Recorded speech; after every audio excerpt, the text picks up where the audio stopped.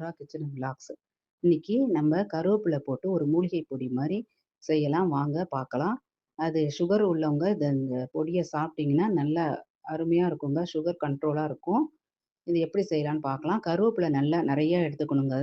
அது கூட ஒரு 5, 6 காஞ்ச மிளகா அதை போட்டு வறுத்து எடுத்துக்கணும். அடுத்தது கருப்பு உளுந்து ஒரு 2 ஸ்பூன் அதை போட்டு அது கூடயும் கருவேப்பிலை கொஞ்சம் போட்டு வறுத்து எடுத்துக்கணும். ஏன் இந்த மாதிரி வறுத்து கொஞ்சம் கொஞ்சமா கருவேப்பிலை போட்டு எடுத்துக்கிறோம்னா, அந்த கருவேப்பிலை அப்பதான் மொறு மொறுன்னு எல்லாத்தோடையும் போட்டு வறுக்கிறப்ப தான் வறுபடுங்க.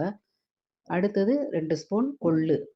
இதையும் போட்டு கொஞ்சம் அதோட கருவேப்பிலையும் போட்டு அதையும் சிம்ல வச்சு கொஞ்சம் நல்லா வறுத்து எடுத்துக்கணுங்க. பாருங்க இந்த மாதிரி கொஞ்சம். அடுத்தது தனியா, கொத்தமல்லின்னு சொல்லுவோம்ல, அது 2 ஸ்பூன் போட்டு அது கூட 1 ஸ்பூன் மிளகு, 1 ஸ்பூன் சீரகம்.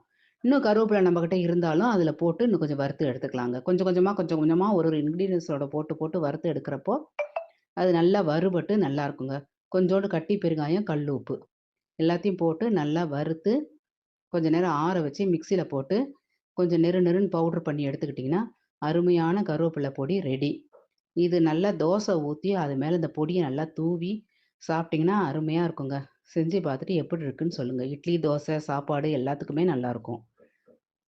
பார்த்துட்டு சொல்லுங்க. Thank you.